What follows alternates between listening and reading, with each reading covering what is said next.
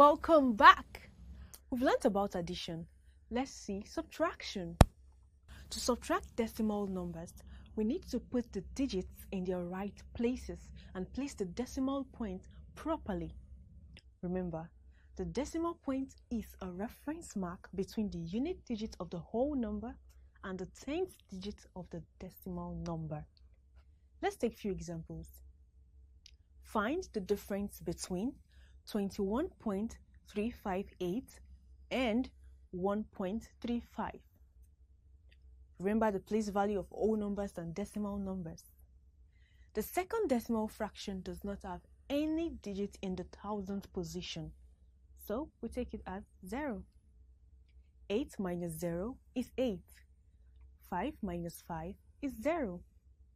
3 minus 3 is 0. 1 minus 1 is also 0, and 2 minus 0 is 2. Therefore, our answer is 20.008. Easy. Final example. Subtract 9.8001 from 42.601. Remember the place value of whole numbers and decimal numbers. Place them accordingly. And recall renaming. Let's solve.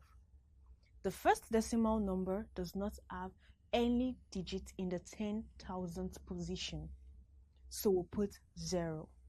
Since 0 cannot subtract 1, we'll borrow from the next digit to the left. So 0 becomes 10 and 1 becomes 0. 10 minus 1 is 9. 0 minus 0 is 0. 0 minus 0 is 0.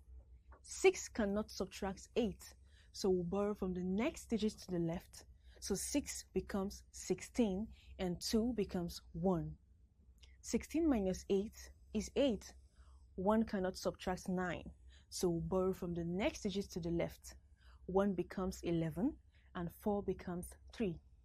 11 minus 9 is 2, and finally 3 minus nothing or 0 is 3. Therefore, our answer is 32.8009. Congratulations, Formaticians! You are now champions in solving problems on addition and subtraction of decimal numbers. Ensure you practice, practice, and practice.